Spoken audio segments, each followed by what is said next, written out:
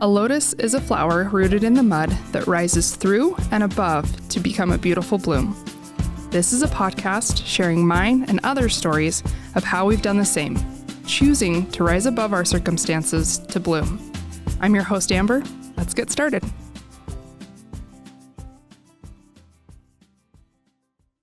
This is my friend. Do you go by Jade or Jadie? Jadie. Okay. I realized that afterwards. I was like, maybe that's just her Instagram.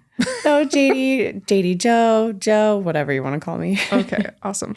And I know you, well, we used to go to the same gym. Yeah, a long time ago. But I have to tell you something. I want to hear it. I wanted to ask.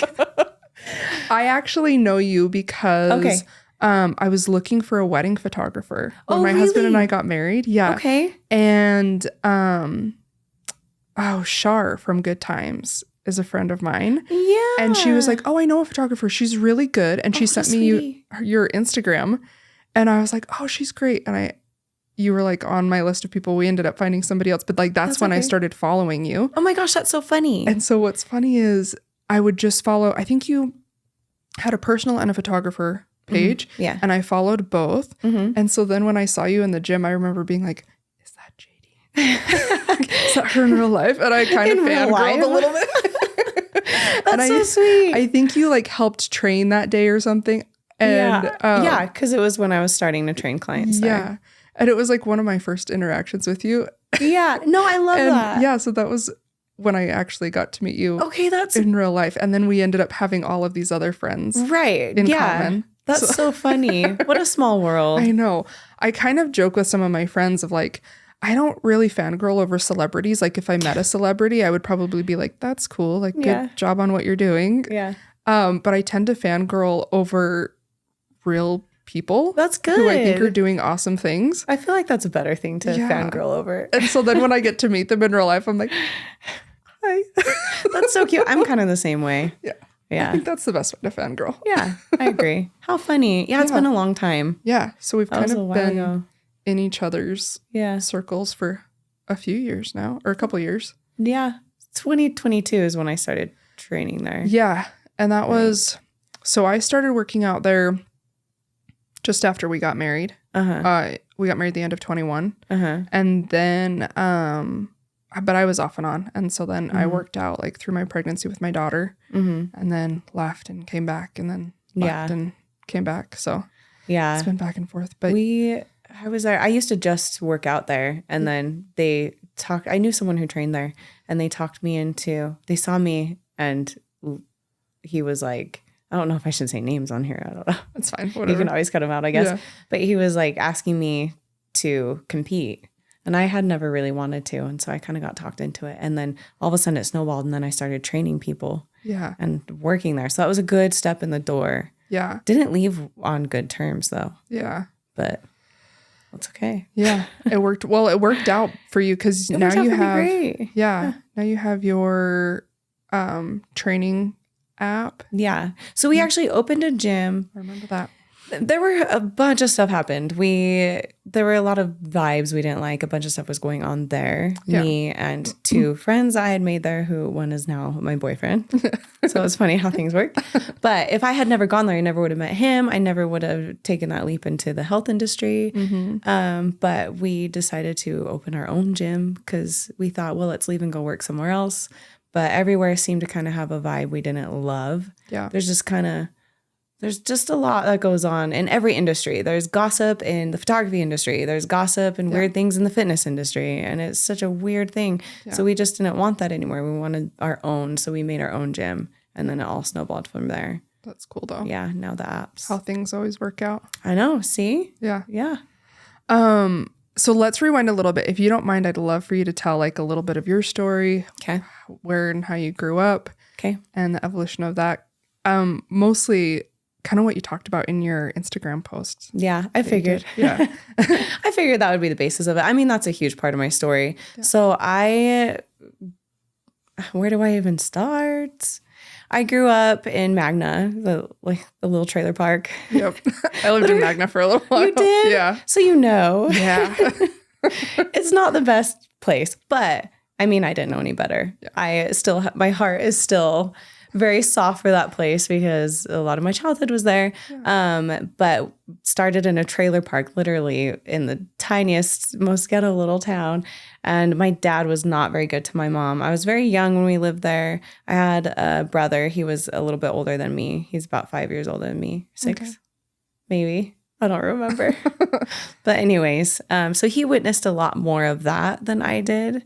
But I do remember a lot of it. She was bullied a lot by my dad, more so because of drugs. He would ask her, or he would tell her she needs to do these drugs. And if she didn't, he would beat the shit out of her. Wow. And these are drugs that are like, she's injecting herself with drugs, using needles. And so she would, and she tried to leave him multiple times. And finally she got away from him, and we basically ran away from him to live with my grandma. And he would show up every now and then, but she'd always make him leave. And eventually he just wasn't really around anymore. And I didn't really understand. I saw the abuse, but as a little girl, and I'm talking like 3. Yeah.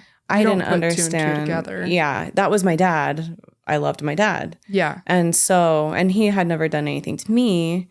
And what I saw him do just seemed just like a normal family. Well, and you don't have, I can relate to this actually quite a lot. You don't really have much of another example other than what's in front of you. Yeah. So how I grew up was very similar in that my parents are addicts, and then my step parents are also addicts. And one of my first memories of my real dad is he lived in Michigan. We lived in Utah. And we went to Michigan for them to try again. They'd been together off and on since they were like 15. Oh, wow. And had me super young. But one of my first, I have a lot of memories, but one of the big ones that really sticks out is my dad hitting my mom. And it's wild, like in the moment when you're a kid, you just don't really process, like you understand that there are emotions and there's crying and something doesn't seem right. Right. And it's not until you're an adult and you're like, oh, that's what I witnessed. Right. It's so wild. It is wild. And it just was all around me. Even at my grandma's house, when I lived with my grandma, there was one particular, and this is a memory that is so vivid still. I was probably 3 or 4. And I think it was Thanksgiving, and the family was over. My uncle was over. I loved my uncle. He's not around anymore. Everyone had kind of a alcohol and drug problem in my family, so I also grew up seeing that. But he was an alcoholic, and he got really drunk, and I don't even know why, but he just beat the shit out of my mom in the kitchen. It was so normal. I had to be taken to my cousin's house so my mom could be taken to the hospital and be taken care of because it was so bad. And I was just like, yeah, I'm staying at my cousin's house while my mom's in the hospital because my uncle beat her. That's wild. And so even away from my dad and away from my mom's boyfriends, it still was a thing. My grandpa, I never knew, but I know he was an alcoholic. He killed himself before I was born. Wow. And I don't know how he was with his kids or with my grandma, but I'm sure that was traumatizing, you know? And so that in itself. Right. So on my own mom, that just also seemed very normal, you know? So she couldn't get out of the cycle, and it just kind of seeped into my life and created cycles for myself. You know? Isn't that wild how once you can tell who the cycle breakers are because we're able to take a step back and be like, oh, I can see how this happened in my grandparents' life and how that happened to my parents and how my parents, and it's like, see the line. Yeah. They just keep doing what's familiar to them. Yeah. It's true. Nuts. It's hard to step back too, because in it, you don't even think about it. And there are many times in my life I have been in terrible situations and thought, well, this isn't as bad as the last relationship. Yeah. Like there's a little bit of improvement here. Yeah. Or even still, sometimes I feel very strange saying, yeah, I've been in abusive relationships, because there are women who have been in really abusive relationships. So I'm thinking, who am I, you know? Yeah. But I have been in abusive relationships, a lot of them. And I have been very much a part of abusive relationships, just experiencing them with my mom. And that obviously didn't end well. So just because mine wasn't as bad as my mom's situation or other girls' situations or people's in general doesn't make it any better. Yeah. You know? That's actually a conversation my husband and I had one time of like, I was saying, I don't feel like I should feel bad for this thing that happened to me because other girls or other people have had it so much worse. Right. And like this happened one time where other people have been through it their whole childhood. Mm-hmm. And he was like, you don't get to compare trauma. Yeah. Thank goodness for him. Yeah. Nothing. There's zero comparison. That's not a thing. You don't compare trauma because there are people who've had what seems like a perfect childhood and yet they have some sort of trauma that they carry on from something that happened. So he's like, that's not allowed. We don't compare trauma. Yeah, exactly. It is what it is, and it affected you the way it affected you, and then you get to process that. Yep, exactly. It's so true. And I always feel weird when I tell people my story and I get that whole like sympathy, like, I don't know, people feeling so sorry for me because their childhood was fine and they didn't have as big of traumas as me. Relate. Yeah. But I hate that so much. Me too. And I think that's one reason why for a really long time I didn't tell people because it's like, I don't want people to feel sorry for me. Yeah, exactly. Same. Like it just happened. And there were a lot of things too, like you were saying, where it just seemed normal, where all of the kids that I hung out with, my parents were doing drugs with them. So we were all growing up the same. Exactly. And to me, that's just how everybody lived. That's how everybody I met lived. And so when I finally was a little bit older and I was meeting people who had different upbringings, different backgrounds, and couldn't relate, and I would tell them just little snippets of what I went through, and they would it felt like a pity party. And I'm like, I don't feel bad for me. I don't like that. I know, me too. And ultimately, it sucks the things we've gone through, but at the end of the day, I can't say I'm grateful for it, but I am in a way. Yeah. Because I am such a bigger person because of it. Yeah. You know? Exactly. Yeah. I totally get that. Yeah. So you said that your parents split. Did they ever get back together or did they? Not after that. I mean, I'm sure they split a couple times throughout, you know? Yeah. But no, not after that. They never got back together. We lived at my grandma's for a while.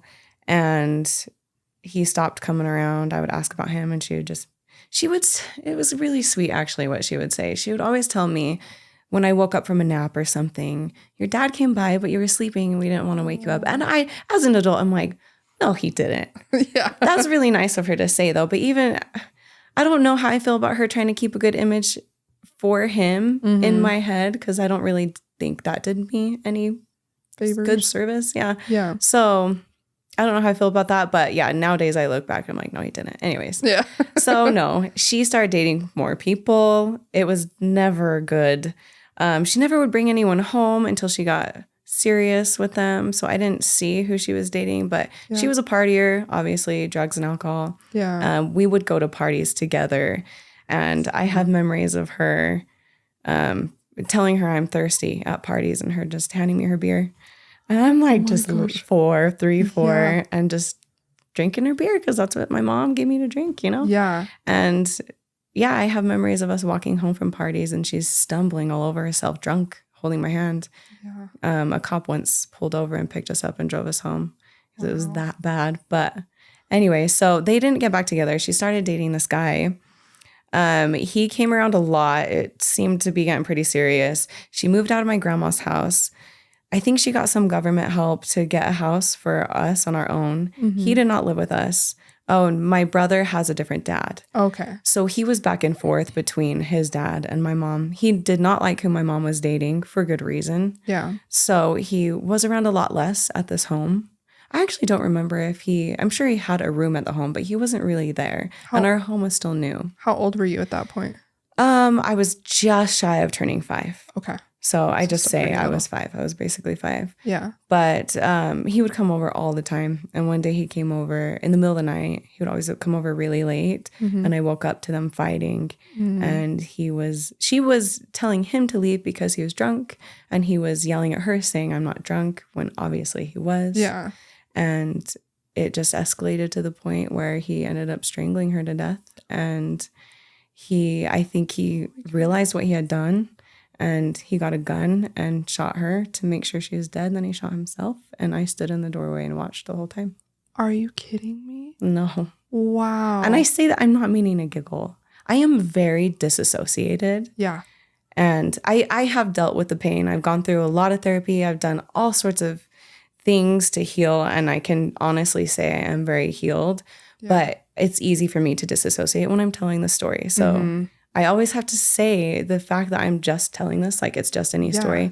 I'm not emotionless. No, I understand what you mean 100% because, and especially because it almost feels like you're telling a story from a show that you watched. Yeah. Because it doesn't feel real. It doesn't feel like you lived through that. It's like, true. I feel like I've been through so many different phases of life that I'm like, it's impossible that all that I went through all of that. Yeah. I'm just telling a story that I heard. Yeah. And exactly. Yet I remember it. Yep. That's so wild. So yeah. What did he know that you were there or? He did. I spent many years beating myself up for not doing something. I tried. I know I was such a little girl what could I have done? Yeah. And it took a lot of therapy for me to realize I even felt guilty in general. And then to forgive myself for not doing anything because there's nothing really I could have done. Yeah. Maybe just get myself hurt, you know? So I would run back and forth to her and she kept pushing me away. She knew it just wasn't a good environment for me, obviously. Yeah. But after he strangled her, I went up to him and started just punching him. And I was just little. It wasn't doing anything to him, like in his legs. Yeah. While he was loading the gun. And he turned around and just yelled at me and told me to go into the kitchen and wait. So I listened and I did. Yeah. And then I was sitting in there. And this is actually something really weird. And I don't know if it's my memory suppressing this, but I can't explain it to this day, but I am telling you exactly as I remember it. And I remember every detail of that night still. But I was sitting at that kitchen table and I didn't hear any gunshots at all. That's so I waited a while and I called his name. His name was Steve. He didn't answer. So I walked down the hall and I went and opened the door to see what was going on. And the door only opened like just a foot or so. Mm-hmm. And I peeked around and he was laying there. He had shot himself in his head. But what I saw was him laying there and the door was hitting his head. And his mouth would move every single time the door hit his head because I was trying to get in. Yeah. I looked over at my mom and I really wanted to go lay by her. It looked like she was breathing. I looked at her stomach and it was moving up and down like she was breathing. And I really wanted to go lay by her, but I had the strongest feeling not to. And it turns out he actually had shot her in her stomach. So her guts and his head were all over the walls and I didn't see any blood. That's so interesting. Yeah. So I didn't know what to do. I was scared. I actually hid for a while. I went and hid behind a garbage can. I actually moved the garbage can to the spot I wanted to hide and sat there and hid. Yeah. And realized nothing was happening. So I grabbed the phone and tried to call 911, but the numbers were erased. It was really old 90s phone, the one where you can see the wires in it. Yeah. It's all colorful. I remember the phone. And the numbers were erased and I kept dialing *11 so it wouldn't go through. Oh. And so I just opened the front door. It was really dark and I was terrified. I was in my nightgown and I just ran. I just started running down the street screaming until I didn't know any neighbors. So until someone came out and just yelled, "Hey," and I stopped in the middle of the street and he told me to come to him, took me inside, introduced me to his family, and then I told him what happened. Man, and they had to call 911 for you? Yeah, and the cops came, and I didn't understand what was going on. My mom was beat up so much that I think even this seemed normal. Yeah. You know? And I didn't understand death. Mm-hmm. So the cops came, they asked me everything. I know they were going to the house, and I'm thinking, oh, they're fixing her up. So just like normal, just go to the hospital, she's fine. Yeah. You know, she'll pick me up in a couple of days or I'll go stay at my cousin's or my grandma's. So I ended up going staying at my grandma's, still just kind of waiting. And then nothing ever happened. Next thing I know, my aunt came and picked me up and I had a room at her house and she was very nice to me and just kind of welcomed me into her family and then eventually adopted me when I was 6. Oh, wow. Yeah. What about your brother? Like, have you talked to your brother about how he processed that or what that was like for him too? Yeah, he wasn't there. He was at his dad's, luckily. But of course, the news destroyed him. I know he took a lot of time off school. Mm-hmm. And he tells me about how he has memories of getting in trouble at school for missing so much time and how he would just break out in tears at school. Mm. So I know it really messed with him. But it's interesting too because we are very close. I love my brother so much. And there's something about us sharing blood that make us very close, especially because most our family is gone. Yeah. He has his dad, and his dad he had a different life, completely different life growing up after this. Yeah. And then I was adopted by my aunt and uncle who were very Mormon. So I went from this life that my brother was used to, this party life, which isn't ideal, to now a very Mormon life. And I remember thinking it was very strange. But anyway, so he grew up in that situation. And I then grew up in a very Mormon household. Very sheltered and very. So he had very different paths and very different experiences than I did. But we've talked about this before, and I don't know why, but he mentioned he's seen pictures of the crime scene, and I don't know. Wow. I don't know if I would want to look up the crime scene. He has brought up, for some reason we were talking one day about what happened. I think I was telling him the story, and at this point, he hadn't even heard the story from me yet. Oh, yeah. So we got into a good conversation one day and was talking about it, and I can't remember what brought it up, but he said something about, he's like, did you see her throat? It was crushed. And I was like, Corey, I was there. Yeah. Yeah, duh. Yeah. So the fact knowing that he saw it and that her neck was completely broken from him strangling her, I don't know why he saw that. Yeah. I wonder too, though, where he wasn't there. I can imagine it was probably some sort of closure, like curiosity and closure for him of the fact that he's the older brother and you were there and had to see it, and maybe just holding on to like last moments of mom. Yeah, maybe. Or, maybe his brain is inventing memories. I don't know. I mean, that's better than seeing the pictures, I guess. For real. That's so wild. So then you lived with your aunt and cousins. And cousins, yeah. She, being Mormon, she had a lot of kids. So then you went from being pretty much like only child, sometimes your brother being there, to having... Youngest of 13. Holy cow. I know, but I say youngest of 13, that includes my brother. Yeah. And then my dad has 2 daughters that found him later in life, found me also later in life. So it's not anyone I grew up with. Yeah. The rest were my aunts from 2 previous marriages. Okay. And then my uncle had a few kids from a previous marriage. So it was like a very blended family. Very. So I actually grew up with only a few of them because she was the oldest, and she was the oldest sibling. My mom was the youngest. Okay. So I was just a baby. I'm the baby of the baby in the family. Yeah. So the next youngest, when I was adopted, he's 6 or 7 years older than me. Okay. So when I came in, it was like a new little girl. Yeah. The oldest brother, he was already moved out and engaged when I moved in, you know? So the older the siblings get, the cousins, the more cousins they feel like to me. Yeah. I love them dearly. The younger ones I grew up with, like the youngest one, I grew up being teased by him, and we went to the same schools. My friends had crushes on him, you know? And so then, very much like a big brother. Yeah, very much more like a big brother. And then my sister that's right above him, we were very close. She would babysit me. So... And then my brother above her, we're very close. The rest, I didn't spend as much time with in my childhood. Did you end up calling your aunt by mom? That's a good question. That's going to be a good answer for this whole theme. I did. So I started calling her mom when I was probably 8 or 9. I don't remember exactly. I was still pretty young. Yeah. It felt really weird. I didn't want to. But the reason why was because I got punched by my uncle every single time I'd call him Uncle Tim and her Aunt Diane. Interesting. He would punch me and say, "We're your mom and dad. Don't call us that." Wow. So I had to.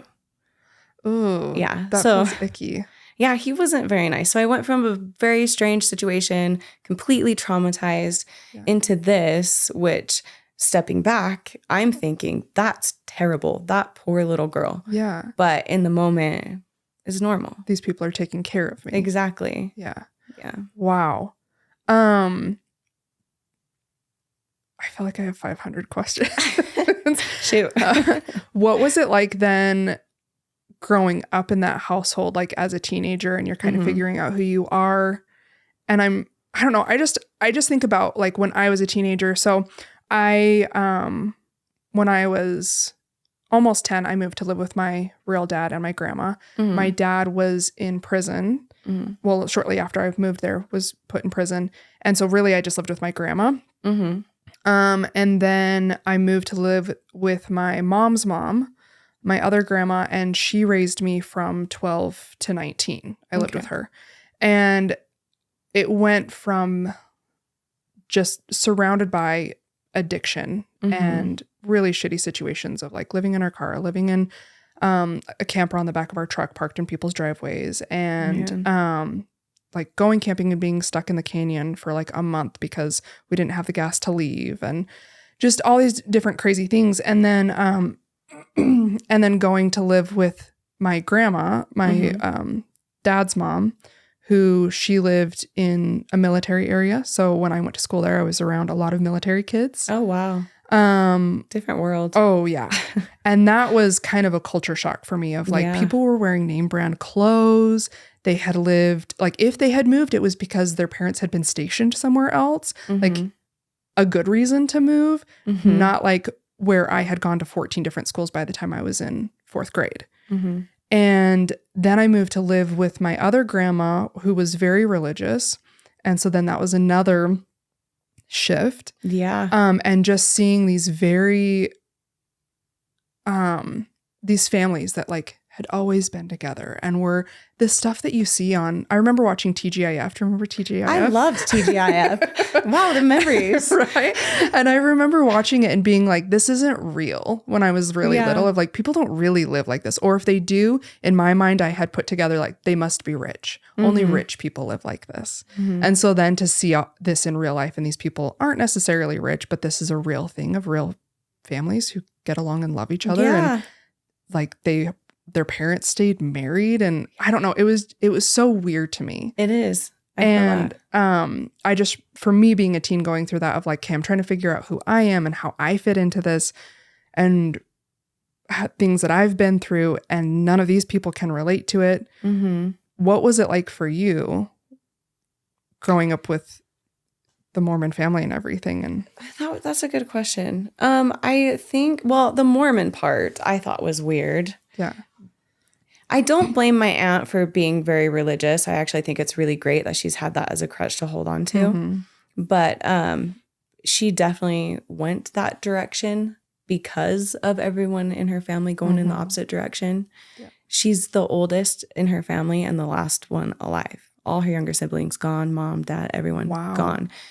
So it's a good thing, but it was very, very foreign to me. And even as a little kid, I remember when I moved in with her and I was going to church, like the second Sunday I had gone, and I thought it was so weird. Yeah. And I remember asking her, do we have to do this every week? Are we going to always do this? She was like, yeah, this is normal. But it was so strange to me learning about the church and trying to fit in at church. I felt like the bad kid. And I had weird questions and weird thoughts that I think I felt made me more bad. So I remember when I was 8, this is kind of embarrassing to admit. It just makes me sound like I might be a serial killer or something or psychopath. But when I was 8, you get baptized, right? And I'm learning that all your sins are washed away. And I remember asking, and I remember also learning that if you kill yourself, that's a sin. And if you're baptized, how do I put it? If you're baptized, all your sins wash away. And if you kill yourself sometime in life, you automatically go to hell, is what I learned. Yeah. And I'm learning this really young. So I remember at 8, well, what if I kill myself before I get baptized? Because they're telling me that before you get baptized, all your sins don't matter because you're too young. And now you can be accountable for your sins. Okay. So what if I murder someone before I get baptized then? Or what if I kill myself? What kind of 8-year-old has those questions? Well, at the same time, it's like an 8-year-old would hopefully never do those things. No, and I did not want to do those things, but I'm like, well, what if? You know? What does it mean? Yeah. So anyways, fitting in church wasn't right. It wasn't right. I was definitely more of the naughty kid that would piss her teacher off, and I was kind of a goofball and would go home in between classes when no one was looking. But fitting in the family felt really weird. I actually don't know if a lot of them know that, but it was strange. And for the longest time, when I was young, still, I didn't understand death, and no one ever explained it to me. I don't know when I finally caught on the fact that my mom wasn't coming back. Yeah. I remember going shopping with my aunt, and she tells this story too, and I remember this. I would ask her to buy things for my mom for when she comes back and picks me up. So I don't know if I ever tried to really fit in with the family. I didn't think I was going to stay. And then I think that just kind of that feeling and those thoughts just kind of faded. Yeah.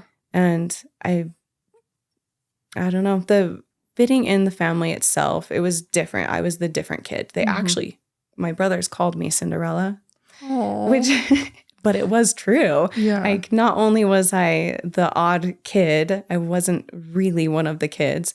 And I actually got treated like I was not one of the kids because I was the only one. I was the only kid in the house of my uncles, even though I was the adopted kid, because his kids had custody with their mom or whatever. So they were never around. They would come visit sometimes. So I was the one that he could really control. Also, I was the youngest. Yeah. So I don't recall them ever getting hit by him. I don't know if my aunt ever did. I want to say maybe. Yeah. He was a very angry man, but all of his anger came out on me, and he controlled me like crazy. So that's what it was like growing up with him. Did that go into like even as a teenager and into high school and such? So bad. The controlling. Yeah. It got worse and worse. So he died actually when I was 14. He ended up getting cancer and dying, which is so interesting because I think it started with lymphoma. I could be wrong. I can't remember what kind of cancer exactly, but it got to the point where he was on his deathbed in our home, and I was having to care for him. I was wetting sponges and putting them in his mouth so his mouth didn't get too dry. And here I am caring for this man that abused me my whole life. Yeah. You know, so it's just such an interesting thing. So he wasn't there for the high school years, and I actually am really thankful for it. Yeah. But up until then, it got worse and worse. As soon as I started getting attention from boys, it got even worse. So just lots of controlling. He made a rule all growing up until I was 14. I could not see my friends on school nights, which was every night. Yeah. And then on Fridays, since I didn't have school the next day, I could go see my friends, but I'd have to be home before it started getting dark, which is like an hour. Yeah. And then on Saturdays, and this is where Cinderella came in, on Saturdays, I could see my friends after I finished my list of chores. And my aunt would leave me a clipboard every morning. There'd be a clipboard on the table with a list of chores with a pen that I'd have to check off as I do them. And it would take me most of my day on Saturday. Sunday is the Sabbath day, so I couldn't see my friends. Yeah. So I didn't really have friends. I mean, I had friends, but it was strictly at school. Yeah. And there were also incidences where if a friend I remember one time a friend was having a birthday party. I was unloading the dishwasher. It was a couple days before this birthday party. And I saw a dish I didn't recognize. And I asked, where does this go? My uncle, he sat in the kitchen and just like watched me do everything all the time. Yeah. I pulled it up and I said, I don't know where this goes. And he freaked out at me, came over, hit me, told me that not to be a smart ass and that I know where it goes. And now I'm grounded for a month.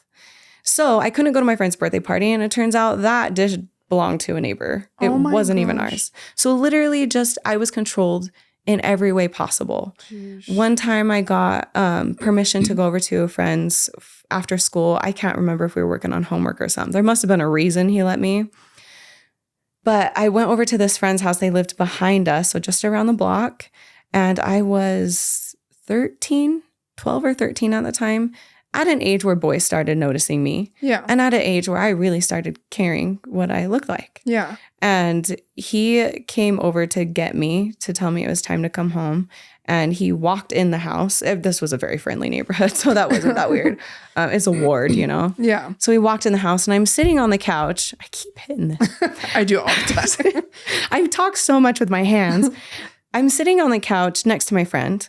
And then her brother has a friend over and her brother's friend is sitting next to me. I don't even know this kid's name. Yeah. And we're watching TV and he walks in and I am just sitting next to a boy and he freaked out in front of everyone, grabbed me by the hair and literally dragged me home by my hair around the block. And then he took all my clothes out of my closet and started telling me that he's going to choose my outfit every single day. And he would choose the ugliest outfit for me to go to school in every single day.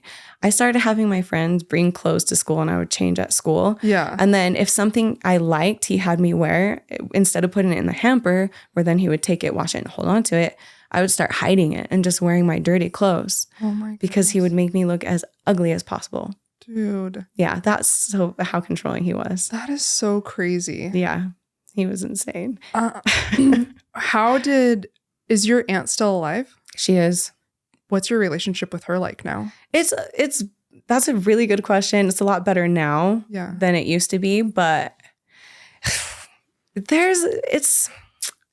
I don't even know where to start with this. All growing up, we did not obviously have a good relationship. Yeah. I have never felt like she was my mom. I have always felt like I am this burden and she wanted to do a good deed. Mm-hmm. And I mean, I would have gone into the system or would have gone to another family member who's addicted to drugs. So I am glad she took me in, but I definitely felt like I didn't belong there. And it was just something she was doing because she felt like she had to. Yeah. She'll say differently, but that's not how it felt. Yeah. So our relationship as I've grown, when I became a teenager, it was absolutely awful. I was completely controlled. So I was lashing out every way I could. You ground me from my friends, I sneak out at night. Mm-hmm. You take away any attention from boys, I have boyfriends. I sneak out at night. I have sex really young. Yeah. You know, like I'm doing everything opposite that you are making me do. Mm-hmm. And so I was just the worst teenager. And when he died, I didn't cry at all. The day he died, I was with him.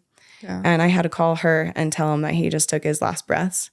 And she thought I was joking because I was just like, Tim just died. And she was like, what? You're joking. No, I'm serious. You should probably come home. Yeah.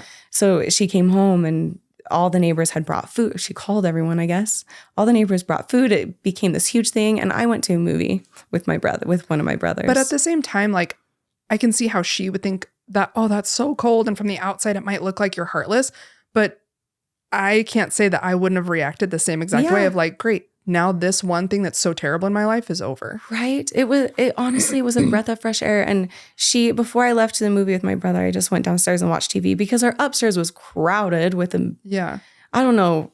She wanted the attention or something, but there were so many people over. Yeah. And so I went downstairs and just kind of hid from everyone. And she came down, started freaking out at me, pulled my hair and yelled at me. It was very rare she actually laid her hands on me, but she would always grab my hair when she would. That's so... for some reason. Yeah. Pull my hair and tell me that I'm just heartless and that I don't even care. And I don't know. Mm. After that, our relationship, it was just basically nothing. Yeah. Because she worked a lot and I didn't have someone there controlling me. And I kind of just started doing what I want. I wasn't around a whole lot. Oddly, my grades got really great. I started getting straight A's. I started finding more of myself and being actually a good kid. And it's just so interesting to see my life leading up until then and then after and how it really flipped a switch once he was gone. Yeah. I don't know if she noticed it. She wasn't around very much, but you just kind of existed together more or less. Kind of. She was barely there. I resided in the basement. I had my room. She was upstairs. So I was the only kid living at home too. Okay. So we barely even crossed paths. In fact, when I turned 18, I moved out the second I could. Yeah. And I got a 1-bedroom apartment with a friend. We shared a bedroom. That's nice. Like how she grew up with, sorry, I have cat hair on my lip. You're good. She grew up with 9 siblings.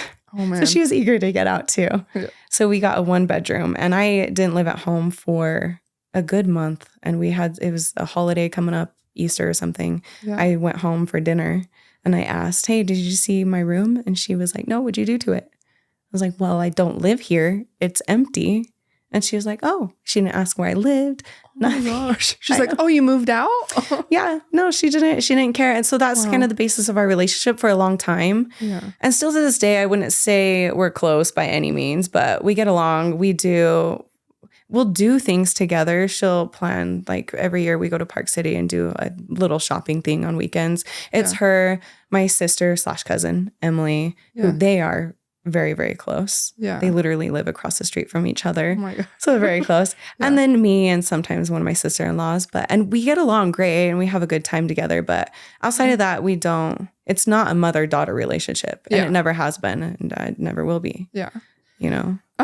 Did your brother ever, like your brother that you had the same mom with, did he ever come over and stay, or did he live with his dad the whole time? He lived with his dad, and that is something I kind of resent my aunt for. She didn't, I don't feel like she did anyways, make an effort to keep you together. Yeah. And in fact, he has expressed that as well. I think she wanted to adopt him too, but of course his dad loved him. So, also my dad didn't want me. I was supposed to go with my dad, but he didn't want me, which is for the best. Yeah. But his dad wanted him. So he had a place to go.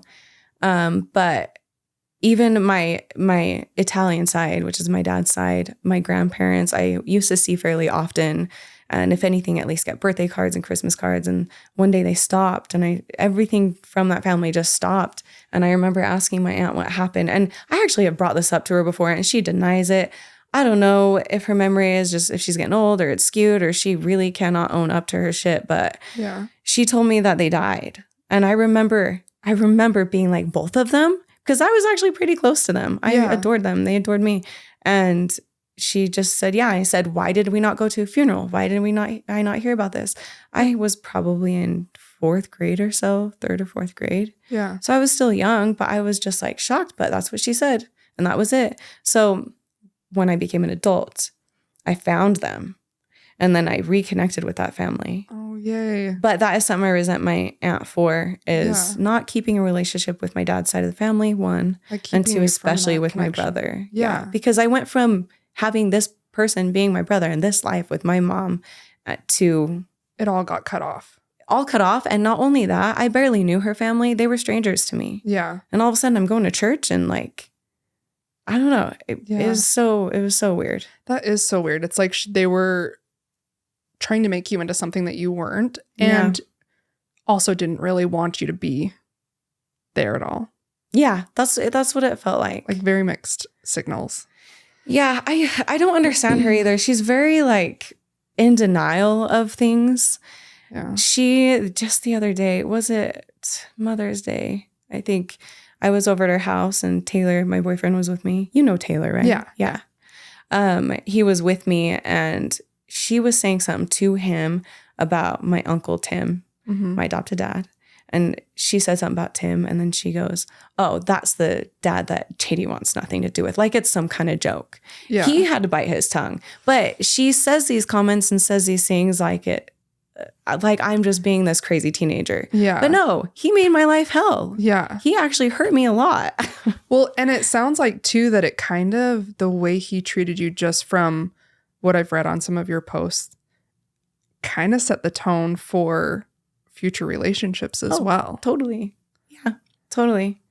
My first marriage was, I can't say it was abusive, very mentally. Yeah. He would throw things at me, but never actually hit you. He hadn't hit me. It definitely was heading in that direction. He would do things like tell me he was going to kill himself if I don't do something, or I don't know. He was just like big baby. He was a big baby. Yeah. But also now having Mormonism around me, you date someone for 6 months, you get engaged, you get married, you do the things, and from what I saw, relationships weren't happy. Yeah. And you hear all the time, marriage is hard. Yeah. And so here I'm thinking, well, this is how it's supposed to be. Yeah. And it took a long time. It took 3 years for me to be like, if this is how it's supposed to be, I don't want it. Yeah. And then I learned later that's not how it's supposed to be. But yeah, I hadn't been abused by a significant other yet, but it was definitely heading in that direction. Yeah. He would, I was basically supporting us. He definitely used me, and he would throw things at me and threaten to kill himself all the time. We went to couples therapy, and it was just like pulling teeth getting him to get there, because I wanted to try everything. You don't get married to get divorced, and I felt like a failure. And the therapist gave us a book to read. He read the book first, and then he was going to give it to me. He read it, highlighted all these things in it that I need to work on. It was just the most fucked up relationship. Wow. Yeah, and it was definitely heading in a more abusive direction. Yeah. And after I left him, he got remarried very quickly, and so much happened. She would reach out to me and ask advice because he would treat her basically the same way he treated me. And like, what the nail in the coffin was for him when I was with him was that he was being very inappropriate, hitting on my best friend over text at like 1 a.m. Wow. He was sleeping in the basement this time. We weren't doing well, but no one knew. Mm-hmm. And I get a text at 1 a.m. from her, and she's like, I really don't know how to tell you this. So here's a screenshot. She sent me a screenshot of my husband saying like, yeah, she's still a good friend of mine, saying the nastiest shit to her. And it was disgusting. So the next day, I wasn't speaking to him. I didn't know what to do with this. So the next day, I was just getting ready for work, getting ready to leave. And he could tell something was wrong. And he goes, what did I do now? And I went, well, she sent me these texts that you sent to her last night. And he just went, ugh, and walked out of the room. And then came back 5 minutes later and said, I had to get your attention somehow. What? Yeah. So it's my fault. Yeah. And that was like the theme of my life from here on out. Everything kind of became my fault. I was constantly apologizing for everything. Mm-hmm. Even if it was a situation I got hit, I still apologized for everything because it was my fault. So he ended up remarrying shortly after I divorced him. And it turns out he abused her. I don't know how long it took to start abusing her, but it got very abusive. And she then, I'm pretty positive, divorced him. Wow. What was it, in that relationship, did you kind of have the awareness to be like, this is ridiculous, you're being ridiculous, what you're doing isn't, or saying about me isn't true, and I'm going to leave? Or was it, you mentioned that you would apologize a lot. Was it that you sometimes believed him? Or like, what was the thought process through that to where, I guess what I'm asking too is like, what was the final thing that made you realize, I'm done, I'm getting out of this? Where some women will just keep sticking around. Yeah. Think, oh, it'll get better, I'm going to keep trying. That's actually interesting because it was my aunt. So there's something good. Yeah. I was just really unhappy. Yeah. And I went and did some day activity with her, and I cracked open just a little bit. I don't talk to her about personal stuff ever. I never have. Yeah. But I cracked open a little bit and mentioned some of the things he had done. And she was telling me this wasn't normal, which is so interesting because the life she's lived. When you said that, I was like, what? Yeah, she was telling me it wasn't normal. So I think that made me think a little more outside the box, and also a little bit of permission.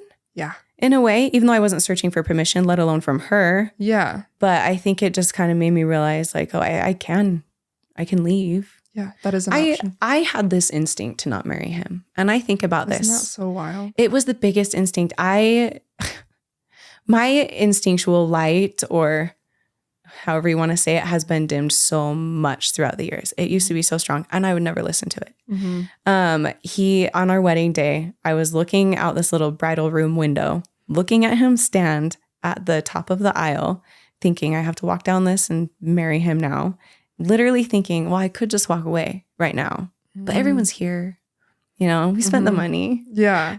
So from day one, it was like this, it shouldn't have happened. Yeah. But the nail in the coffin, him texting my friend, which was like the pushover. I ended up moving out a couple days later. Yeah. But it was my aunt that started making me think like I could just leave. Yeah.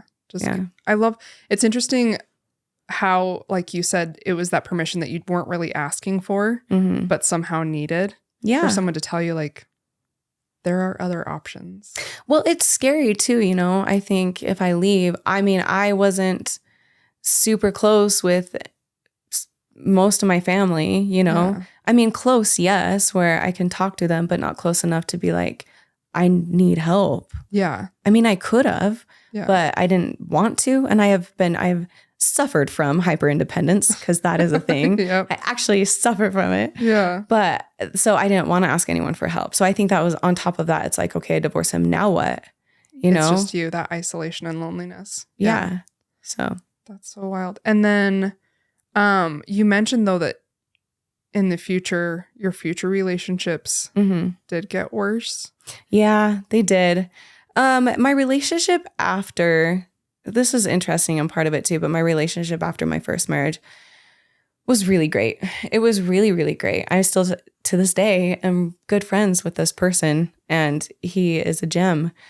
And he never abused me, obviously, or we wouldn't still be good friends. Yeah. But I think in that relationship, I was so used to chaos that it was not what it was foreign to me, and I didn't like it. Well, and so I can relate to this in that you get so used to the chaos that the calm feels chaotic. Yeah. Where you're like you're what do I fights do? And you're like, I would drink too much and get crazy because I needed some kind of chaos in my life. Like the relationship itself, I'm glad we broke up. We weren't meant to be together. Yeah.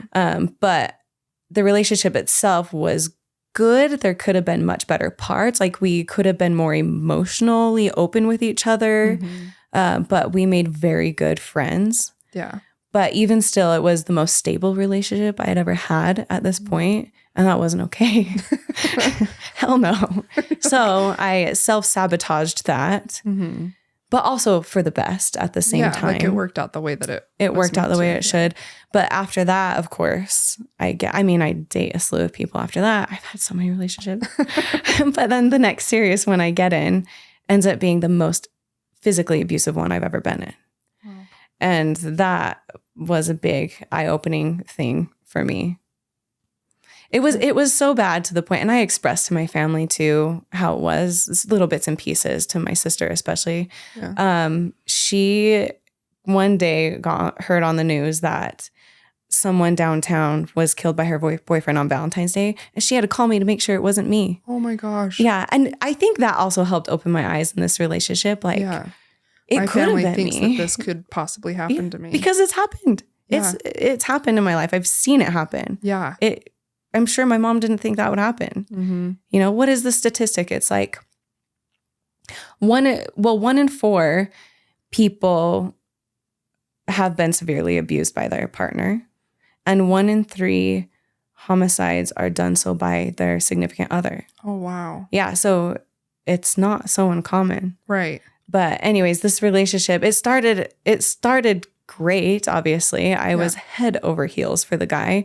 And then slowly red flags started happening. And I, of course, overlooked every single one. And I think I trauma bonded to him a little bit. And I think I even still am at times, you know, because there was, of course, really good times in our relationship and really bad times that make the good times not worth it. But it's interesting, the trauma bond and the chaos. Yeah. What helped you get out of that relationship? Oh man, that one was so hard. I feel like an idiot being in this relationship and the way I treated this relationship, because this relationship was a big one where I was constantly apologizing for everything. If he had an episode where he got angry, it was because I did something. So like, for instance, I shot weddings for a living. Yeah. And every time I would go somewhere out of town, I would use the money I would make to bring him. Like, well, let's have a little getaway. So I wouldn't make money, but I would usually break even. So I'm not spending money. And then it's a little getaway for us. Yeah. So we went to, where was this one? Like Wisconsin, I think. It was the most random place. Wisconsin. I took him all over though. Hawaii was one, and that was also bad. But everywhere we went was just some episode would happen and get bad, and it was always my fault. But for instance, Wisconsin. I'll tell you about the Hawaii one. This one's easier to tell. We were in Hawaii, beautiful. I got us an Airbnb yacht. So really splurged, went all out, and we had dinner. It was in Oahu. We had dinner at this really nice resort, Turtle Bay Resort. And I'm treating him to all this stuff. And we're talking to the wedding party. This was the night after the wedding. And he's talking to some lady, of course, drinking a little bit, talking to some lady about his art. He's an amazing artist. He tattooer. Yeah. And that's how I know Charisse. Oh, okay. Yeah. So he worked there. Oh, okay. Amazing tattoo artist. Like the best one I've seen, unfortunately. But he was talking about some portrait he drew. And he wanted to show this lady, and he couldn't find it on his phone. So he handed me his phone, and he was like, will you find it in his photos? And I was like, sure. So I'm looking through his photo, like albums. And I'm like, what album would it be in? And I see hidden, and it says 1. I'm like, well, I'm going to look at this. Yeah. And he's sitting across the table from me. Like, granted, yes, I probably shouldn't have looked, but he handed me his phone. Yeah. So I'm just curious, and I pull it up, and it's this nasty naked photo of some chick. And I immediately just handed it back to him with that photo right on. Oh my goodness. He looked at it and just kind of put it away and kept talking to the lady. And then we left. And before I could even say anything, he pushed me so hard. I went flying and landed on the street in the parking lot. Whoa. So much so, it was so obvious and so loud that these security guards had to come make sure I was okay. Yeah. And I got back up and I said, no, it's fine. He's just drunk. I'm taking him home right now. But he was mad at me for looking at his phone. At his... Yes, yeah. Exactly. And this was a very common thing. The whole way home, the whole way back to our Airbnb, it was a two-way road, a tiny, tiny little road. And he was hitting me and pushing me the whole time. I'm driving and trying not to swerve. And I'm like, I had to pull over and say, you are going to kill us both. Yeah. You need to stop. And as soon as we got back to the boat, he's still having an episode, freaking out, and bashes his head so hard against this metal bar on the boat. He cracks his skull open. We have to go by like those stitches, glue things. The little strips or whatever. Yeah. And it was just the worst. It was the worst. But this was also very normal. And then eventually, of course, the next day it's can we just stop fighting? Let's just hang out. We're in Hawaii. And I'm like, okay, well, I'm sorry for looking at your phone. Things like that. Mm-hmm. So was I answering a question? No, I don't remember. What was it that helped you get out of that relationship? So many things. So I broke up with him a couple times. The first time I thought I was done with him. I mean, your friends can express so much, but you're not going to hear anything. Well, and it's like when you're in the relationship, you're like, oh, but you don't understand. They don't know all of the factors. They don't truly know the person like you do. Yeah. And like he's had his own trauma, like he's hurt people, right. Yeah. But not to say it's okay. And I'm not making any excuses for him. But when you're in it and you love a person, that's what you see. Well, and to relate to that, like, for instance, my real dad was very abusive to my mom, my stepmoms. And like I witnessed multiple times where he was abusive to whoever he was with. Mm-hmm. He and I have been in yelling matches that almost turned into brawls. And so I had a lot of anger towards him for a really long time of like, how could you? What kind of terrible person are you? And then I was able to go back and be like, you know what? I can see how from these things that happened to you, I can see how you got from point A to point B. Mm-hmm. It doesn't make it okay. Right. It doesn't mean that I forgive you and I'm fine and we're going to have this amazing relationship now. But I can understand how you got there. Exactly. Yeah. So my friends had expressed concerns and stuff and I'd half listen. But I broke up with them. This is the first time. And we had been living together. It had been a while. Yeah. Can I drink my water real quick? Yeah, I was literally about to. I'm like, talk so much.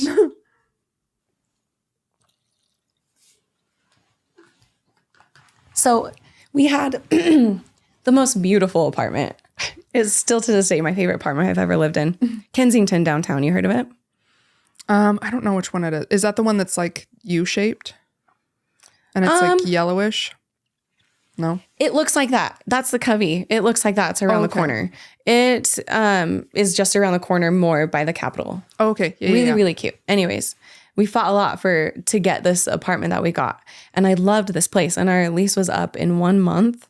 Or it was like 3 weeks. Mm-hmm. And they had a 1-bedroom available in the same building, but down on the ground level. Mm-hmm. I'm like, this will be perfect. And it was just me and my dog. Yeah. And expecting him to just go find his own place once the lease is up and give me time to move and whatnot. Mm-hmm. So I move and I'm stoked about my new place and my new independence. Yeah. And then he ends up moving to the building next door. Same complex, different building. Ugh. I know. And so he's there. And I think that made it also really difficult because I did still love him very much. Again, like I said, trauma bonded. Like still to this day, if I saw him, I'd get a little weak in the knees, but I don't like him. Yeah. And I never want to be with him or let alone see him again. Yeah. But I thought I had kind of gotten away. I was even dating someone else and head over heels for this other guy. Mm-hmm. I wasn't in an official relationship, but hanging out with this other guy that I had known for a while. Yeah. But he kept coming around. And one day he came over and he had a gun and he was just having an episode or something. He was freaking out. He was holding a gun, waving it around, telling me that if he doesn't let me in my house, or if I don't let him in my house, he's going to shoot himself. And I was like, I am not comfortable with letting you in my home right now, let alone ever. We're not together. Yeah. And it had been a while at this point. I don't know what all of a sudden came over him. Yeah. And so he started hitting himself in the head with the gun and freaking out and then storms away. So I call the cops and the SWAT team shows up and it was this crazy ordeal of an event. Yeah. And then I got back together with him. Yeah. Did you have, in that moment, did you have like flashbacks of what happened to your mom? Because that sounds really similar. That's why I physically could not let him in. Yeah. Because I knew what could happen next. Because I've lived it. I've seen it. Yeah. Yeah, 100%. If that had not happened in my life, who knows, maybe I wouldn't have been in that relationship. Yeah. But if I had, I may have let him in and may have like just tried to calm him down. Yeah. You know, but no, that definitely helped me in that kind of situation. Yeah. And then like a week later, we talked and he cried and cried. And so I got back together with him. And I remember getting rid of my apartment, which I was so sad about because I loved it so much. And I was moving all my stuff into his apartment. And I remember just being so sad. I went to my apartment to pack up the rest of my things, just sat and cried for a while. I don't know why I didn't know how to listen to my instincts. In my heart, I knew I should not do this. In my head, it was like, well, I love this guy. He promises to do better. Rent will be cheaper. You know, it seemed so smart and practical. And obviously it wasn't. So I was with him again. Then the abuse escalated. It got worse. Yeah. And then I can't say there was a final moment, just a lot of moments piled up to finally get me the hell out of there. Yeah. And this time when I left the second time, I moved out fast and I made sure he did not know where I lived. Good. Yeah. It was in that second place, the second time around in our relationship, cops got called all the time by neighbors. It was so loud, constant fighting. Yeah. It was really bad. That's so wild. Well, and I think like going back to what you were saying about how you don't know why you didn't trust your intuition. Yeah. I think honestly, there's so many instances where I had that ping of, I don't really want to do this. And I did it anyway because it was like, I already said that I would. They have expectations. I want to follow through. I don't want to hurt anybody. People pleasing. Yes. People pleasing. That's what it is. People pleasing will dim down your own intuition so hard and so quickly. And even trying to please the people that hurt you. Yeah. Yeah. It's shitty. And I think that's one thing that I've actually been working on for the last couple of years of like, not just listening to my intuition of being like, oh, there's that ping, acknowledging it, but actually following through on that and realizing, you know what, if people get hurt or their feelings get hurt or people don't like me because I'm following through on this, or if I end up being wrong, then I can at least say like, I was true to myself. Exactly. It's a big lesson to learn, but I have learned over the years the way people react is on them. It's 100%. Not on me. 100%. It's not my problem. Has nothing to do with you. Exactly. It's all them. Exactly. That's people pleasing. That makes sense. Ugh. I know. So I got out of that relationship finally, and it was hard. I definitely went back and hung out with him a couple of times, and after that, after all of it piled up, I just didn't have a good taste in my mouth for his energy at all. And I didn't want to be around it anymore. And there was a day, we got in a fight the day of the earthquake. Oh, yeah. Like I had broken up with him months prior. Yeah. But we had hung out. I kept just remembering the good things, right? So I would just hang out with him a little bit here and there. We had gotten a dog together and I missed this dog. So that was also part of it. Yeah. And then I don't remember what we argued over the day of the earthquake, but that was it. And I saw a side of his anger and I was out, never talked to him again. I had plans to move out of state and then COVID happened, but I was out. I was completely done. Dude. So that's so wild. Dude, that year was crazy too. Like I thought the world was ending. I know. Actually, that year, 2020, it was actually a really good year for me. I had a lot of fun that year. Well, all my weddings canceled. Yeah. And I had then met someone else. Yeah. Who ended up being absolutely terrible. But that year, the first year, that honeymoon stage, is also the same year I got married. Again. Wow, I'm just sounding lovely. No. You're alive and you're here today. I am. That's important. But yeah, 2020 was actually a pretty good year. It was a crazy year for sure. Well, I'd had my son the end of 2019. Oh, okay. Oh, you just had a new baby in 2020 then. And so the earthquake happened and then everything got shut down. And 2020, I feel like so much happened in the world. It was literally shaking everything up. Yeah. And I agree with you. 2020 was the year that like, I don't know. I feel like it shook everybody up enough to have a bit of a wake up call of like, figure out who you really are. For me anyways. I think a lot of people did. Yeah. Mm-hmm. And that was the year that my husband and I, we'd been together for 7 years at that point, and he proposed. Oh, wow. So we did things kind of in our own order where we love it. Moved around to the country a little bit, and then we had a baby, and then we got married, and then we had another baby. And love that. Like the perfect order for us. But it was, we both had like huge, okay, what do we really want? Yeah. Out of all of this. That's good. I feel like 2020, I was very lost.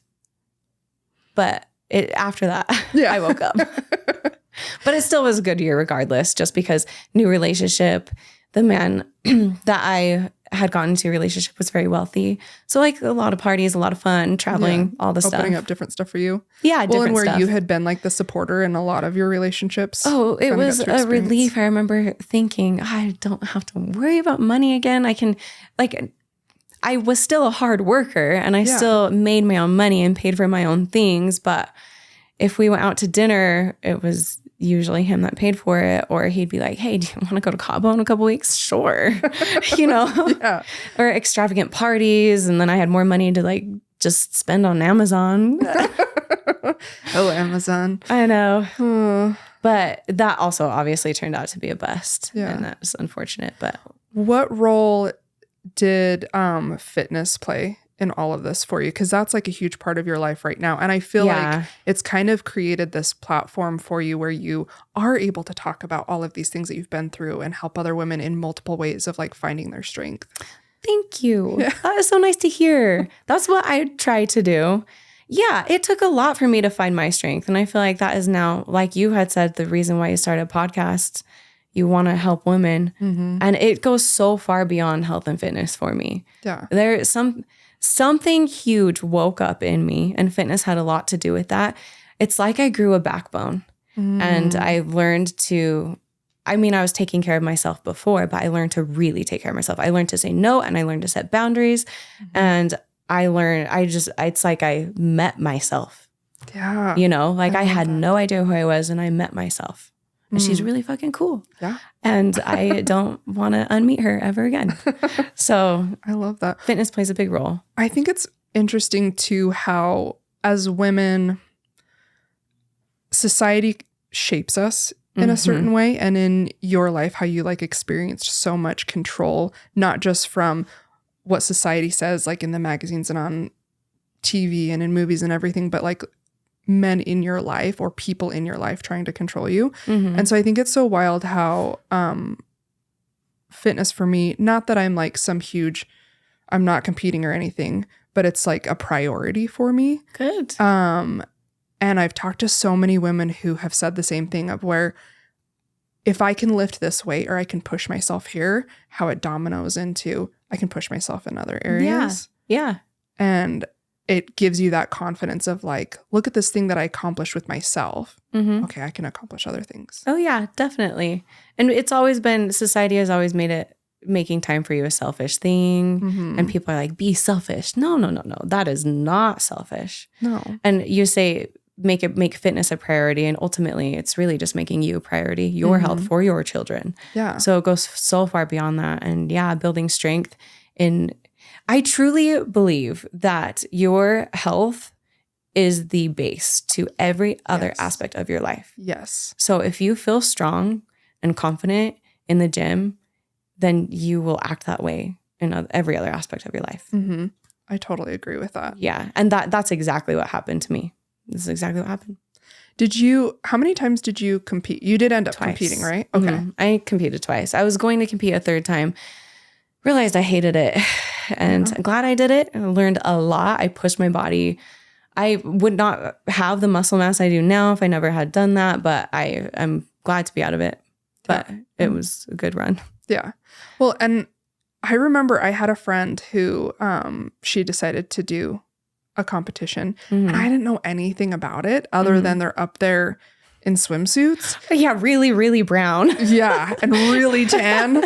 And I didn't know anything really like that was much of a thing. I think I'd seen some pictures and didn't really even know what it was. So she said she was going to compete, and I was like, oh, okay. And in my mind thinking like, so you're just going to get up there and flex your muscles in a swimsuit in a really dark tan? That seems really weird. But like, if you're happy about it, I didn't understand why she was so proud of herself and excited about it. And then I feel like at that time, all of a sudden I had like 5 or 6 friends that were all competing. Oh yeah. And I was like, so then of course you get to know a little bit more about it. And I realized like how much goes into it. Yeah. And how hard you're working. Yeah. So much. Oh my gosh. I was going to compete and then it ended up not working out. We moved in the middle of all of it to California. And you can't focus on anything else. Yeah.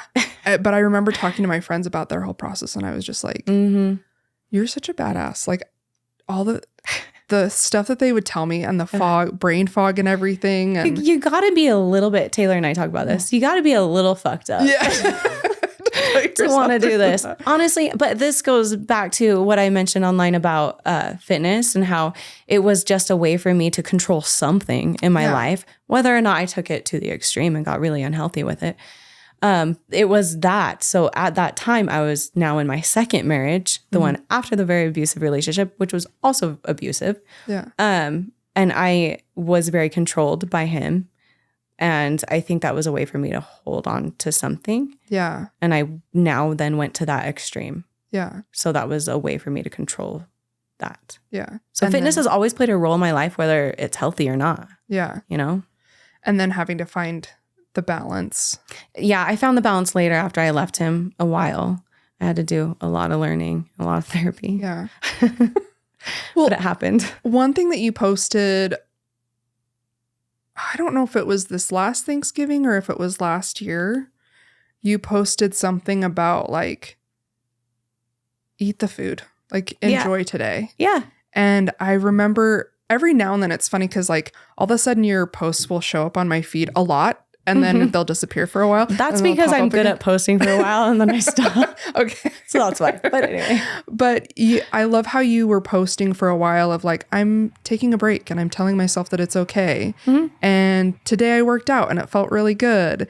And it almost, what I loved about it is it helped me realize, okay, here are my goals and I can still have those goals. And I don't have to go hard, and then be mad at myself that I'm not going hard.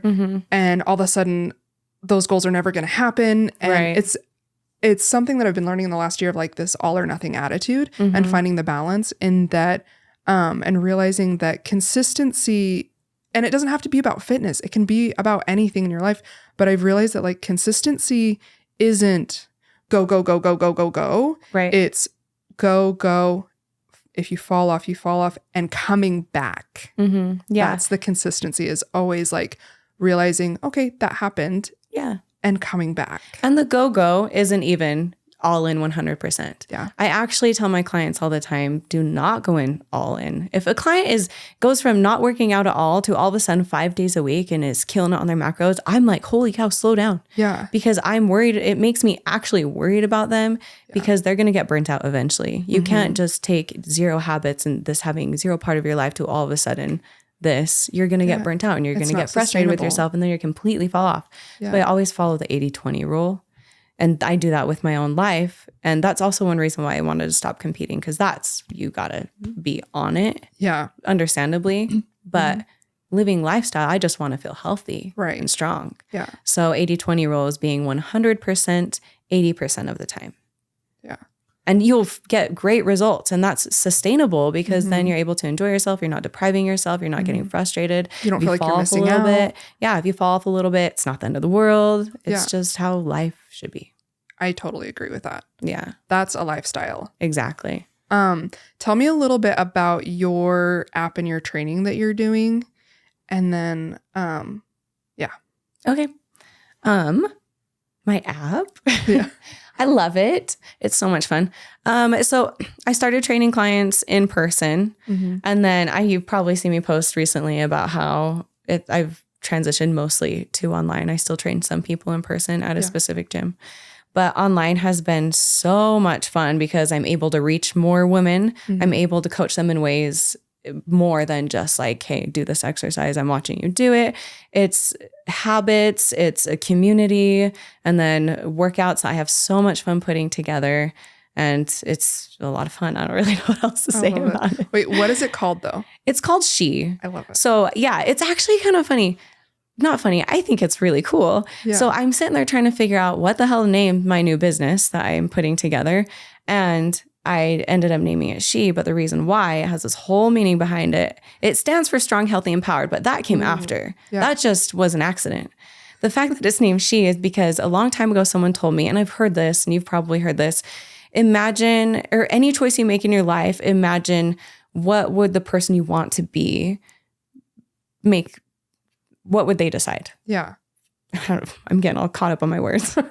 What would the person you want to be decide? So if you are like, I'm just really tired today, I don't want to go to the gym. It's been 3 days since I've been in the gym. Should I go? The person you want to be would probably go because they're strong and confident and they stick to a good schedule and they feel good. So do what that person you want to be would do.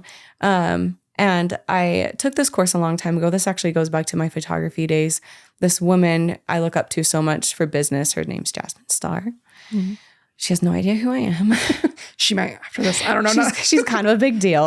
But it's funny. She started as a photographer. She started as a lawyer and then a photographer and now as a business coach. But so I've followed her throughout every like change in my life, which is interesting.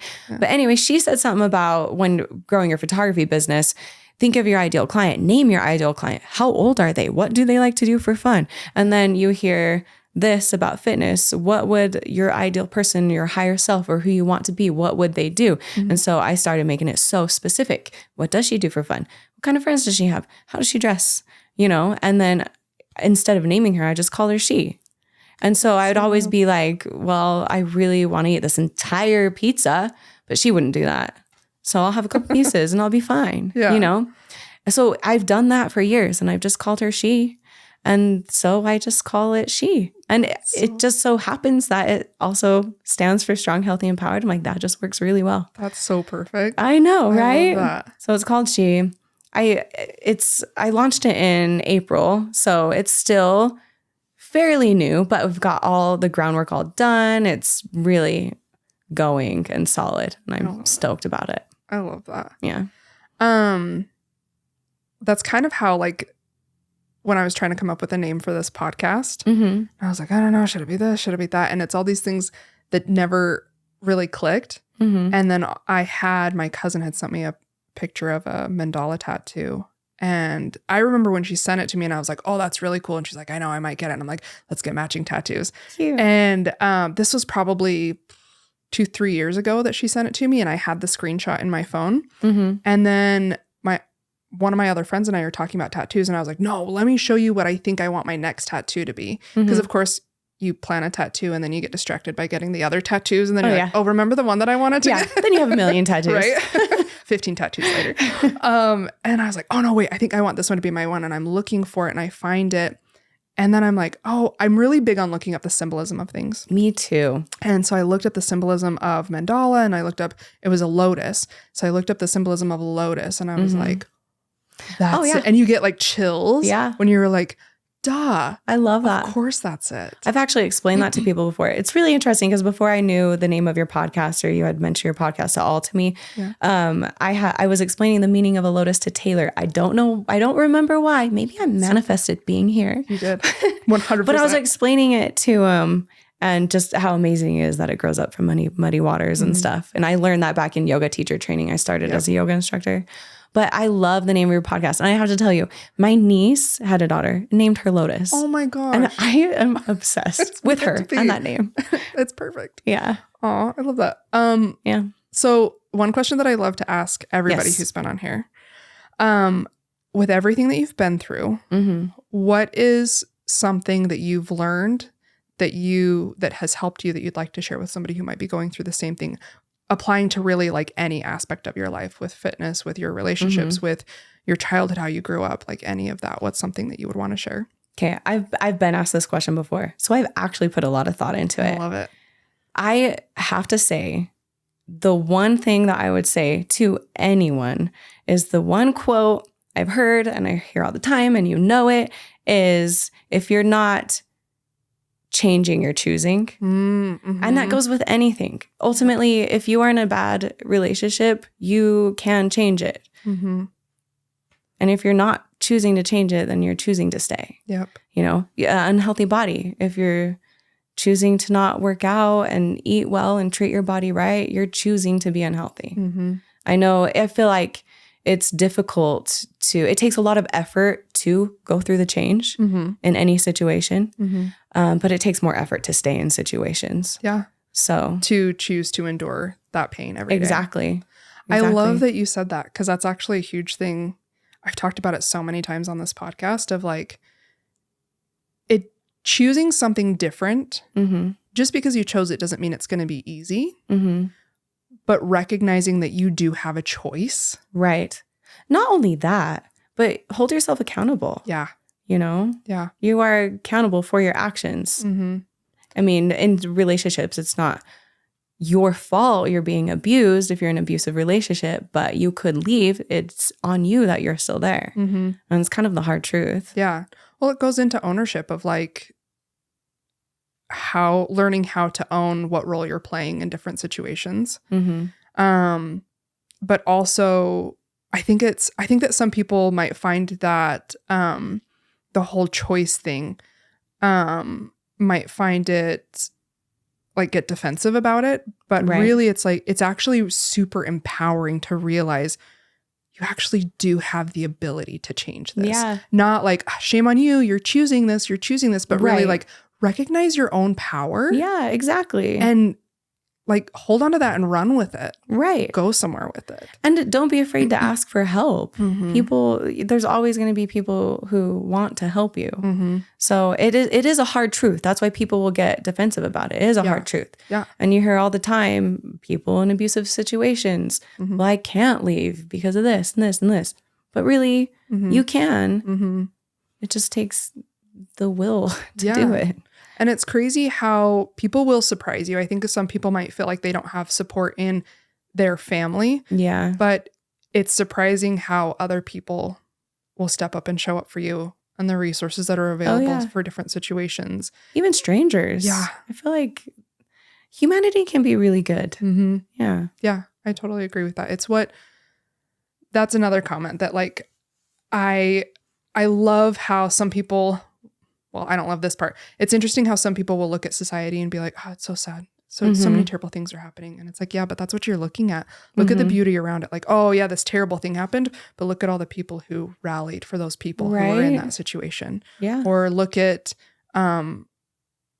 just how beautiful how people are showing up for each other. I truly think there's more good people than bad. And even bad. I say bad lightly because I feel like, sure, there's bad people out there with ill intent, but most of the time, the choices they're making because they think it's the best decision in their head. Yeah. Everyone has their own reality. Yeah. You know? 100%. There's some quote that I read a long time ago about how if you could step in someone's shoes, you would be absolutely blown away by what world they live in, and you would never be quick to judge again. So it's true. It is true. Yeah. And being able to have that ability to have different perspectives. Exactly. That's really cool. But I love that. Yeah. Thank you so much for being on here and sharing Thanks your story. for That having was me. very brave, and Thank you. It's beautiful to see like what you've made out of what you've been through. Thank you. I appreciate that. It's been a long journey. I'm ready. I'm ready to settle down and have a good life. Have some calm. Yeah. Which I am used to now. That's good. Yes. Same. We're there. Good. We made it. I know, for real. Oh, all right. Well, thank you. Thank you. I appreciate you. Hey, thanks for listening to this episode. If you liked what you heard, please remember to subscribe and go leave a review on Apple Podcast. It helps me know what you want to hear and who I should have as a guest next. Thanks again, and until next time, keep living the life of a lotus.